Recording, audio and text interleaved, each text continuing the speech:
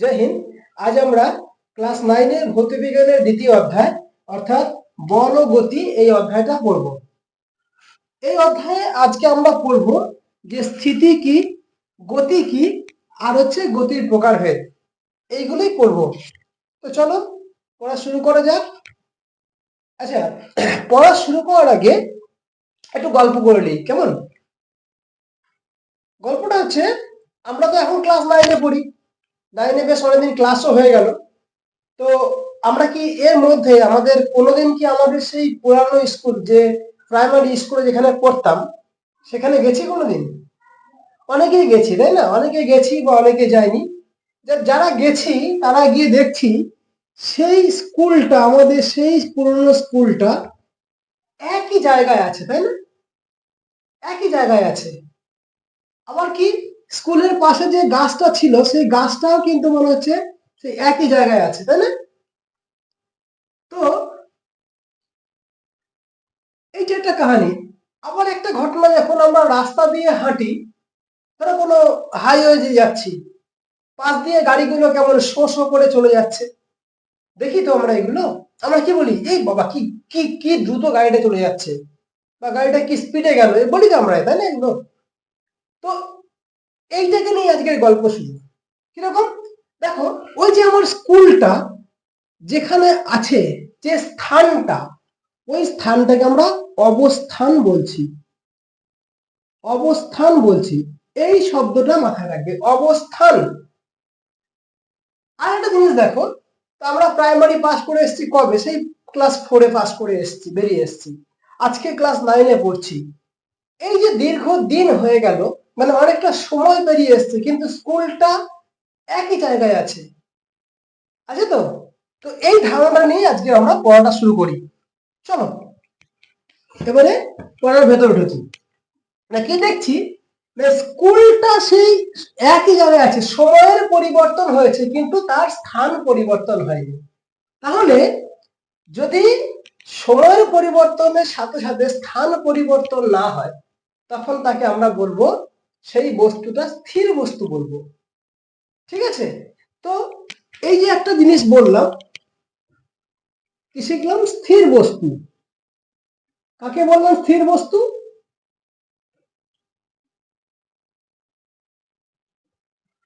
সময়ের পরিবর্তন হয়েছে কিন্তু স্থান পরিবর্তন হয়নি, এরকম বস্তু। আচ্ছা, আরেকটা গল্প মনে করি, আরেকটা গল্প বলি। কিরকম? মনে করো ট্রেনে যাচ্ছি, ট্রেনে যাচ্ছি। তো ট্রেনে যখন যাচ্ছি, মনে করো তুমি আমি পাশাপাশি বসে আছি। তাহলে আমি যখন, ট্রেন চলছে, কামরার ভেতরে তুমি আর আমি বসে আছি সামনে সামনে। এবারে তুমি আমাকে কেমন দেখছো? আমি স্থির হয়ে বসে আছি, চুপচাপ বসে আছি। তাহলে বা স্যার তো খুব স্থির, চুপচাপ বসে আছে। আমিও তোমাকে দেখছি, বাহ, এ তো খুব সুন্দর, শান্ত হয়ে বসে আছে। তাহলে তুমিও স্থির, আমিও স্থির। এখানে দেখো একটা জিনিস আছে, সেটা হচ্ছে তোমার সাপেক্ষে আমি, আমার সাপেক্ষে তুমি। ঠিক আছে? মানে একজনের সাপেক্ষে আরেকজনকে দেখছি, মানে আমিও স্থির, তুমিও স্থির। কিন্তু যদি বাইরে থেকে কেউ দেখে আমাদেরকে, ট্রেনের বাইরে, ধরো প্ল্যাটফর্মে কেউ দাঁড়িয়ে আছে, আমরা ট্রেন আমাদের রানিং, ট্রেন ছুটছে, প্ল্যাটফর্ম থেকে যদি কেউ দেখে, তিনি কি দেখবেন আমাদেরকে? আমিও গতিশীল, মানে আমিও ছুটছি, তুমিও ছুটছো, মানে আমরাও, আমাদের ট্রেনটা যেহেতু ছুটছে, মানে ট্রেনটা যেহেতু চলছে, তাহলে আমিও চলছি, তুমিও চলছো, তাই তো? মানে পারিপার্শ্বিকের তুলনায় একটা জিনিস খেয়াল রাখবে। ওই ব্যক্তি দেখছেন আমি চলছি, কিন্তু আমি দেখছি, তুমি দেখছো আমি স্থির। এবার দেখাটা নির্ভর করছে পারিপার্শ্বিকের উপর। তাহলে কি বলবো? দুটো কথা বললাম, একটা হচ্ছে সময়, আর একটা হচ্ছে পারিপার্শ্বিক, তাই তো? পারিপার্শ্বিক বস্তু বা পারিপার্শ্বিক ব্যক্তি বা যাই বলি না কেন, পারিপার্শ্বিক। তার মানে একটা বস্তু এই আছে, আমরা বাড়ির পাশে বা কোনো জায়গায় আমরা গাছ দেখেছি, একটা গাছ আজকে যেখানে জন্মেছে সেখান থেকে আস্তে আস্তে বড় হচ্ছে, কিন্তু এর স্থান পরিবর্তন হচ্ছে না। 1 বছর, 2 বছর, 3 বছর যাই হোক না কেন, গাছের কিন্তু স্থান পরিবর্তন হয় না। একটা পাথর পড়ে আছে, মনে করো একটা পাথর পড়ে আছে, সে কিন্তু দীর্ঘদিন যাবত যদি তাকে কেউ বাইরে থেকে না সরায়, তাহলে কিন্তু সে সেই একই জায়গায় পড়ে আছে। আমরা ইয়ে গেছি না, মানে পাহাড় দেখেছি, অনেকে তো দার্জিলিং গেছি, আমরা দার্জিলিং গিয়ে কাঞ্চনজঙ্ঘা দেখে এসেছি। কাঞ্চনজঙ্ঘা যে জায়গায় ছিল সে জায়গাতেই আছে এই পাহাড়। সময় পরিবর্তন হয়ে গেছে, সময় চলে গেছে, অনেক দিন চলে গেছে, কিন্তু সেই একই জায়গায় রয়ে গেছে কাঞ্চনজঙ্ঘা, সেই একই জায়গায় দাঁড়িয়ে আমরা কাঞ্চনজঙ্ঘাকে দেখি, তাই না? তো সেই রকম পাহাড় বলো, পাথর বলো, গাছ বলো, এগুলো কি সময়ের পরিবর্তনের সঙ্গে সঙ্গে স্থান পরিবর্তন হয় না, একই জায়গায় থাকে, স্থির থাকে। এই বস্তুগুলোকে বলা হয় স্থির বস্তু। কত সহজ না? আর বস্তুর যে এই ধর্মটা, এই যে স্থির থাকা, একে আমরা বলছি বস্তু স্থিতি বা স্থিতিশীল অবস্থা। ঠিক আছে, তাহলে একটু টপ করে লিখে নিই।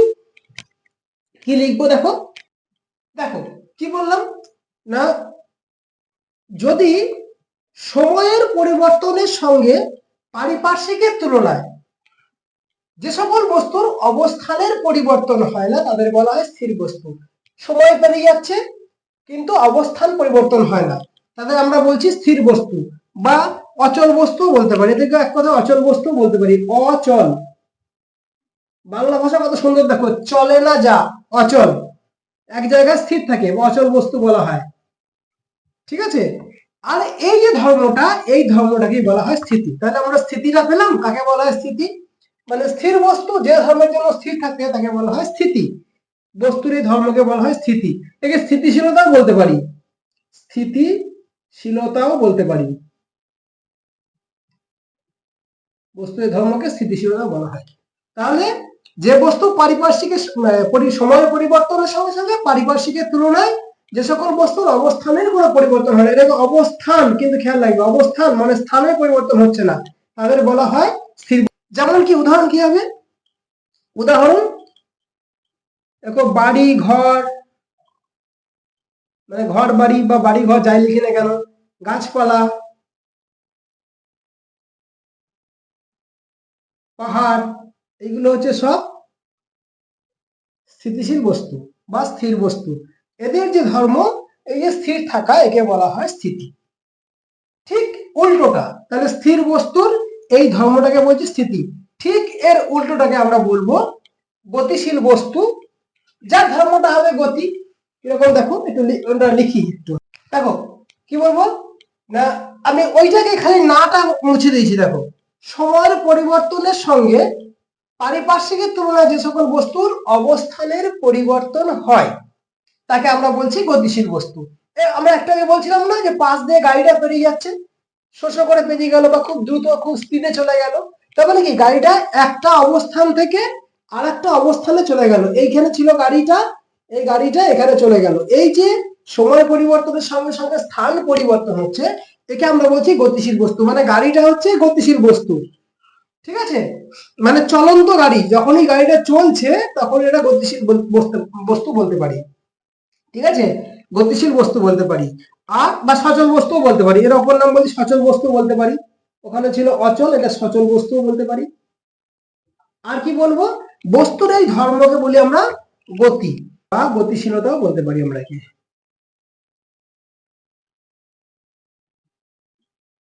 ঠিক আছে, তাহলে গতি কাকে বলে সেটাও পেয়ে গেলাম, স্থিতি পেলাম আর গতি পেলাম, এটুকু হয়েছে। আলোচনাটা শেষ পর্যন্ত শোনো, দেখো ভালো লাগবে। এবারে দেখো আমরা দেখি যে গতি কত রকমের হয়। গতি, গতি ইংরেজিতে কি বলা হয়, মোশন। তাহলে কি বলবো, গতি ক প্রকার, গতি দেখা যাক। গতি হচ্ছে দু প্রকার, একটা হচ্ছে চলন গতি আর একটা হচ্ছে আবর্তন গতি।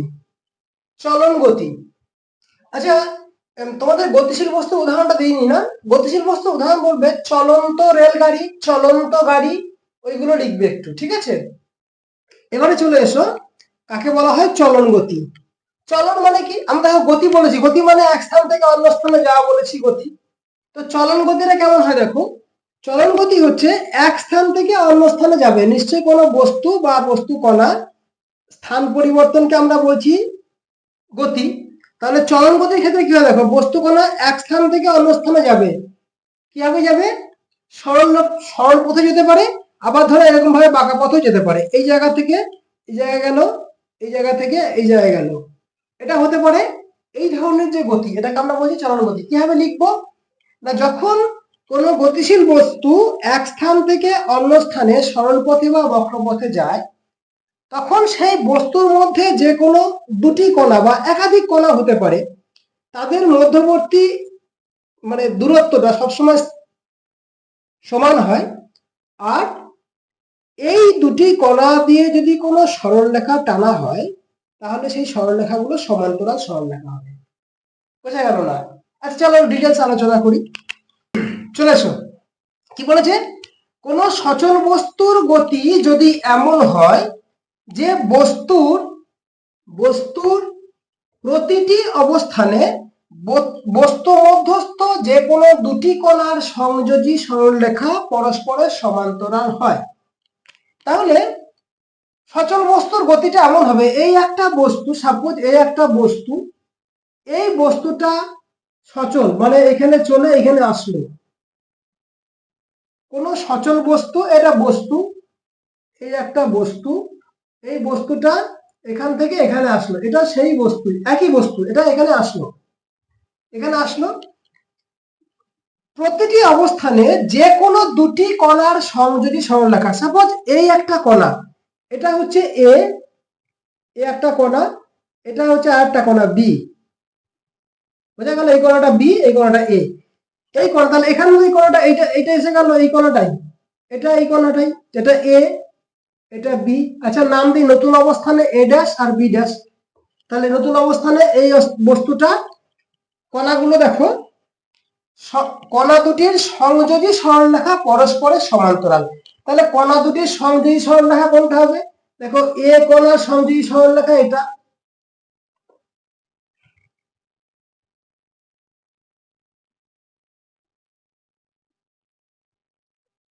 এ ড্যাশ, এটা সংযোজী সরলরেখা, আর বি কণার সংযোজী সরলরেখা এটা।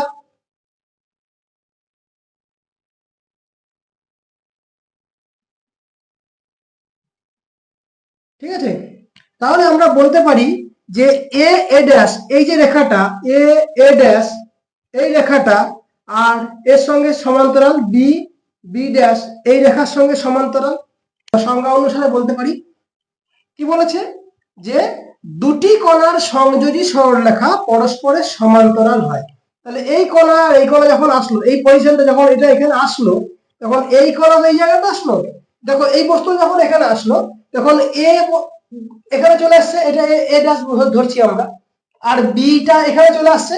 পরিষ্কার জিনিস, মনে করো এই বস্তুটা, এই একটা বস্তু এখানে ছিল, এখানে চলে আসলো, তাহলে এখানে যদি এটা যদি এ হয়, এ যখন এখানে আসলো এটা এই থাকবে, আমি নতুন পজিশনে আসতে বললাম এই ড্যাশ দিচ্ছি, তাহলে এই বিন্দু আর এই বিন্দুর যে সংযোগী সরলরেখা, আর এই বিন্দুটা মনে করি এখানে এই বিন্দুটা ধরছি, এই যখন এখানে আসলো, এখানে এই বিন্দুটা, এটা যদি বি, তাহলে এটা যদি বি হয়, এটা যদি বি ড্যাশ হয়, তাহলে এটা সরলরেখা, এটা সংযোগী সরলরেখা, এই দুটো পরস্পরের সমান্তরাল হয়, সমান্তরাল সরলরেখা হয়। বুঝতে পেরেছি? সমান্তরাল সরলরেখা মনে আছে তো? আবার দুটি রেখাকে উভয় দিকে বাড়ালে যদি তারা কখনো মিলিত না হয় তখন তাকে বলা হয় সমান্তরাল সরলরেখা। যেমন রেল লাইন যেমন দেখতে হয় সমান্তরাল সরলরেখা, এটাকে এই চিহ্ন দ্বারা প্রকাশ করা হয়। ঠিক আছে? তাহলে বলতে পারি এ ড্যাশ সমান্তরাল বি ড্যাশ, মানে এই রেখাটা এই রেখাটার সঙ্গে সমান্তরাল। এটাই হচ্ছে চলন গতি বলা যায়। ক্লিয়ার করতে পারলাম না? কোনো সন্দেহ আছে আবার? ঠিক আছে? এবার দেখো এই চলন গতি হতে পারে দু রকমের, একটা হচ্ছে সরল চলন গতি, আর একটা হচ্ছে বক্র চলন গতি। কি বললাম? সরল চলন গতি আর বক্র চলন গতি। আচ্ছা এটা মুছে নিয়ে, চলন গতি হতে পারে দু রকমের। কি বললাম? চলন গতি হতে পারে দু রকমের, একটা হচ্ছে সরল চলন গতি, একটা হচ্ছে বক্র চলন গতি। দেখো এইটা বোঝার জন্য কিছুই করতে হবে না। দেখো আমি যদি এখান থেকে এখানে যাচ্ছি, তা আমি যেতে পারি একবার এইভাবে যেতে পারি সোজা, এটা যেতে পারি সোজা, আর আবার কি এইভাবে গিয়ে আবার এইভাবে আসতে পারি, এটা যেতে পারি, যেটা আমি প্রথমে ছবিতে দেখালাম। যখন চলনটা সোজা পথে হয়, মানে এই ধরো এই অবস্থান থেকে এই অবস্থানে সোজা পথে যাচ্ছে, তখন তার চলনকে বলবো আমরা সরল চলন গতি। আবার যখন চলনটা এইভাবে হতে পারে বা এইভাবে হতে পারে বা এইভাবে হতে পারে, এই যে চলনটা, একে আমরা বলছি বক্র চলন গতি। ঠিক আছে? তা এইভাবে এইভাবে তো বললে হবে না, কিভাবে বলবো তাহলে আমরা এটাকে? বলবো সরল রৈখিক পথে সম্পাদিত চলনকে বলা হয় সরল চলন গতি। সরল রৈখিক পথে, এই যে সরল রৈখিক পথে যে চলনটা হয়, এখানে ছিল বস্তু, এখানে চলে গেল বস্তু, সরল রৈখিক পথে, একটা সোজা পথে গেল যে বস্তুটা। মনে করো একটা রেল লাইনের উপর দিয়ে ট্রেন গাড়ি এক জায়গা থেকে এক স্টেশন থেকে অন্য স্থানে গেল, সোজা পথে গেল মনে করো, কোনো দিকে বাঁকছে না, সোজা দিয়ে গেল একদম, এই গতির হতে পারে সরল গতি। বা ধরো সাইকেল নিয়ে আমি এখান থেকে ওখানে যাচ্ছি, এটা হচ্ছে সরল চলন গতি। বাংলাটা এখন ধরো আমি যাচ্ছি এখান থেকে ওই পথ, এটা হচ্ছে সরল চলন গতি। ঠিক আছে, মানে সোজা কথা সোজা লাইনে যাবে। কিন্তু আমরা যখন সেই ইয়ে থ্রো করি, কি বলে ওটাকে, ডিসকাস থ্রো করি বা কোনো পাথরকে থ্রো করি উপরের দিকে, তখন কি হয়, তখন সেটা ধরো এইভাবে ফেলিলাম আমরা, পাথরটাকে ছুড়লাম এখান থেকে এখানে গেল, এটা আমরা বলতে পারি বক্র চলন গতি। ঠিক আছে, দেখো আরেকটা কথা বলতে ভুলে গেলাম আমি, সরল চলন গতি ধরো হতে পারে সোজা পথে চলন, আবার ধরো উপর থেকে যখন নিচে নামছে, ধরো গাছ থেকে ফল পড়ছে, কি লিফট যখন উপর থেকে নিচে নামছে, এটা তো হতে পারে, এটা অবাধে পতনশীল, ওটা সরলরৈখিক পথ হতে পারে, অবাধে পতনশীল হতে পারে। যে চলনটা হবে মোট কথা সরল সরল পথে বা সোজা পথে হবে, এখান থেকে এখানে নিচে আসতে পারে, এটা হচ্ছে তোমার সরল চলন গতি উদাহরণ। তো সরল চলন গতি উদাহরণ কি দেবো, একটা হচ্ছে লিফটের অবতরণ বলতে পারি, লিফট ওপর থেকে নিচে নামাকে বলছি আমরা সরল চলন গতি উদাহরণ বলতে পারি। আর একটা হচ্ছে তোমার ওই সোজা পথে এক জায়গা থেকে অন্য জায়গায় যাওয়াটাকে আমরা বলতে পারি সরল চলন গতি উদাহরণ। ঠিক আছে, আর বক্র চলন গতি উদাহরণ কি দেবো বলো, তাহলে কি বলো, প্রথম বললাম সরল রৈখিক পথে সম্পাদিত চলনকে, এটা এইভাবে লিখবে, সরল রৈখিক পথে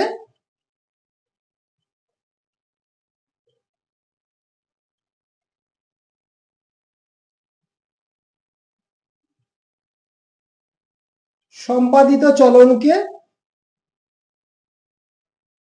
সরল চলন গতি বলে। ঠিক আছে, আর বক্র চলন গতি বলতে কি বলবো, বক্র পথে সম্পাদিত চলনকে বলা হয় বক্র চলন গতি।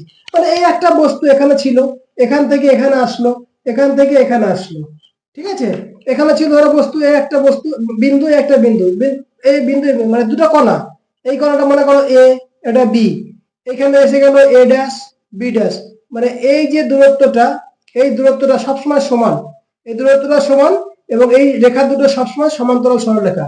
আবার দেখো এখান থেকে এইখানে যে দূরত্ব, এইখান থেকে এইখানে যে দূরত্ব, মানে এই দূরত্বটা, মানে বলতে পারি যদি এ ডবল ড্যাশ হয়, এটা বি ডবল ড্যাশ হয়, মানে আমরা বলতে পারি এ এ ড্যাশ এই দূরত্বটা আর বি বি ড্যাশ এই দূরত্বটা কিন্তু সবসময় সমান, এই দূরত্বটা সবসময় সমান।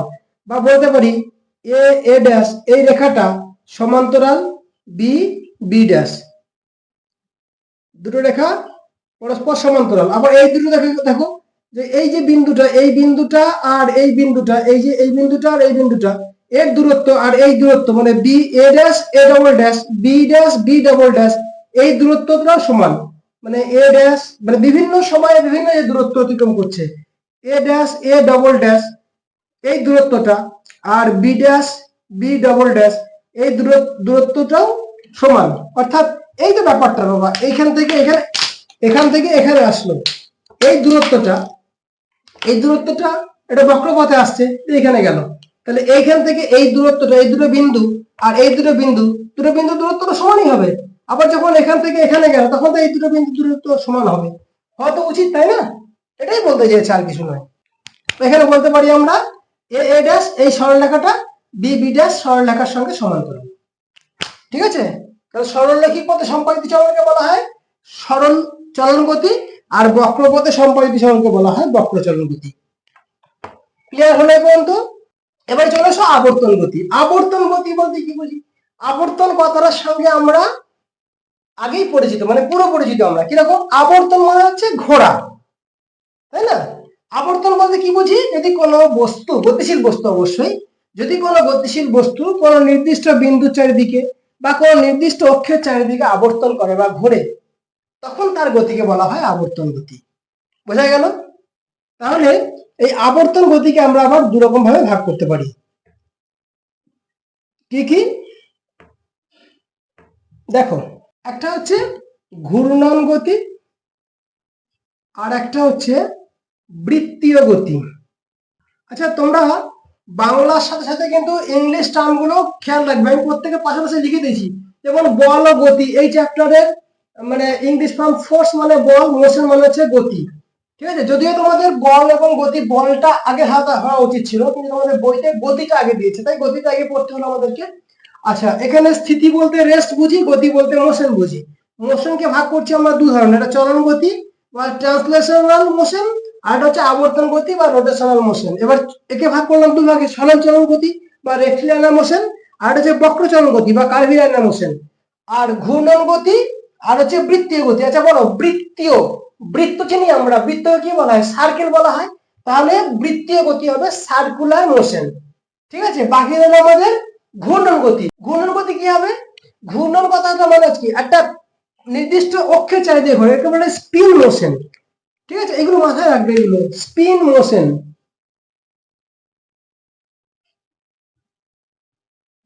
স্পিন মানে কি? পিন কথাটা খেয়াল রাখবে, এসটাকে বাদ দাও। পিন, পিন মানে একটা বিন্দু, মানে একটা নির্দিষ্ট অক্ষের চারিদিকে ঘোরে। মনে করো এইটা ঘুরছে, দেখতে পাচ্ছ এখানে দেখো লেখা আছে, এটাকে যদি আমরা এভাবে ঘোরাই দেখো ঘুরছে না। আমাদের লাট্টু ঘোরা দেখেছি, লাট্টু যখন ঘোরে, এই যে লাট্টু যে ঘোরে, লাট্টু একটা নির্দিষ্ট বিন্দুর উপরে বা নির্দিষ্ট অক্ষের চারিদিকে ঘোরে, অক্ষের উপরে ঘোরে, অর্থাৎ স্থান পরিবর্তন হচ্ছে না, কিন্তু একই জায়গায় মানে ঘূর্ণায়মান। এর গতিকে বলা হয় স্পিন মোশন বা ঘূর্ণন গতি। ঠিক আছে, স্পিন মোশন, পিন কথাটা খেয়াল রাখবো, এটা অক্ষের উপরে ঘুরছে বা নির্দিষ্ট বিন্দুর উপরে ঘুরছে। আমাদের পৃথিবীর যে আহ্নিক গতি, ওটা হচ্ছে একটা ঘূর্ণন গতি বা স্পিন মোশন। ঠিক আছে, আহ্নিক গতি এটা অক্ষের উপরে ঘোরে, এটাকে আমরা বলছি স্পিন মোশন। তাহলে বাকি রইল কি? বাকি রইল বৃত্তীয় গতি। বৃত্তীয় গতি কি বলেছিলাম আমি? একটু আগেই বললাম, কিন্তু কি বলেছিলাম? Circular motion. আমরা সার্কেল চিনি, সার্কেল মানে কি? সার্কেল মানে বৃত্ত। এই যে সার্কেল, তখন যদি কোনো গতিশীল বস্তু একটা বৃত্তাকার পথে আবর্তিত হয়, এদিকে আসছে, এদিকে আসছে, মনে করো এই বস্তুটা এখান থেকে যাত্রা শুরু করলো, এদিকে ঘুরে ঘুরে ঘুরে ঘুরে ঘুরে ঘুরে এদিকে আসছে, আবার এদিকে যাচ্ছে, আবার এদিকে যাচ্ছে। এই যে বস্তুর গতিটা, একে বলা হয় বৃত্তীয় গতি। ঠিক আছে, তার মানে কি বলবো? যখন কোনো গতিশীল বস্তু একটা বৃত্তাকার পথে আবর্তিত হয়, তখন তার গতিকে বলা হয় বৃত্তীয় গতি। যখন কোনো গতিশীল বস্তু একটি নির্দিষ্ট অক্ষ বা বিন্দুর উপর ঘূর্ণায়মান, তখন তার গতিকে বলা হয় ঘূর্ণন গতি।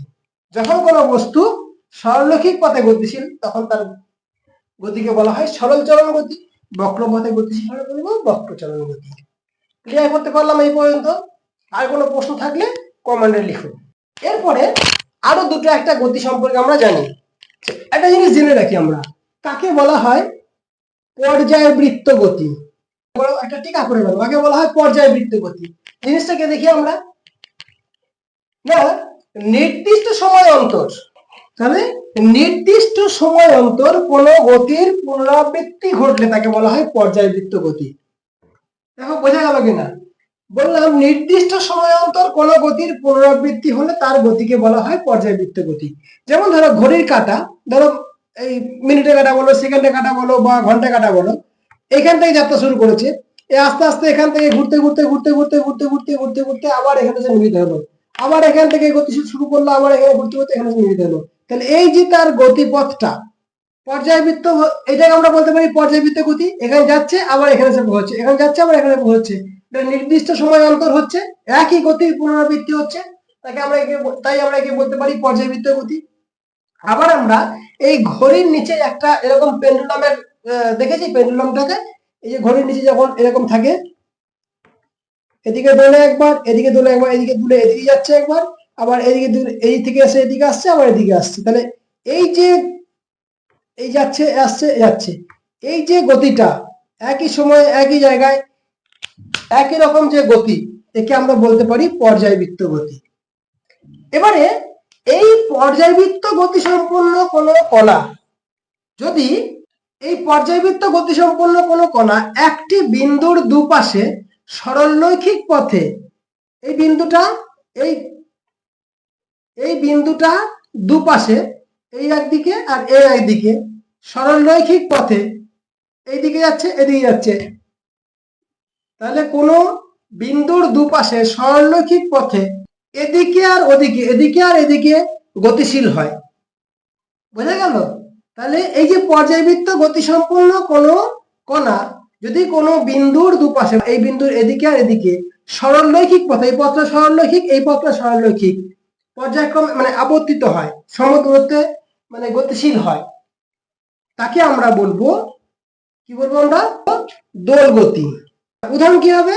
ওই যে দোল দোল দুলনি, দোলনা দেখেছি আমরা, দোলনা, দোলনা এদিকে যাচ্ছে, এদিকে যাচ্ছে, সরল পথে যাচ্ছে, তো এদিকে যাচ্ছে আবার এদিকে যাচ্ছে, এই পথটা সরল পথে এদিকে যাচ্ছে, এদিকে যাচ্ছে, এদিকে যাচ্ছে, এদিকে যাচ্ছে। এই যে পথটা একটা নির্দিষ্ট বিন্দুর দুপাশে, এই বিন্দুটার এই পাশে এবং এই পাশে নির্দিষ্ট বিন্দুর দুপাশে সরলরেখা বরাবর, মানে পর্যায়বৃত্ত গতি সম্পন্ন কোনো কণা কোনো নির্দিষ্ট বিন্দুর দুপাশে সরলরেখা বরাবর যদি আবর্তিত হয় বা গতিশীল হয়, তখন তার গতিকে বলবো আমরা দোলগতি। তাহলে পর্যায়বৃত্ত গতি শিখলাম, কি বললাম, নির্দিষ্ট সময় অন্তর গতির পুনরাবৃত্তি হচ্ছে। আর দোলগতি বিন্দুর দুপাশে, মানে এদিকে যাচ্ছে আবার এদিকে যাচ্ছে, এই বিন্দুর এদিকে আবার এদিকে সম দূরত্বে সরলরেখা বরাবর যদি আবর্তিত হয়, মানে গতিশীল হয়, তখন তার গতিকে আমরা বলবো দোলগতি। এবার আরো যদি বলি, আরো ভাঙতে পারি আমরা, এই দোলগতি আবার দু ধরনের হয়, একটু জেনে রাখো কিরকম হয়।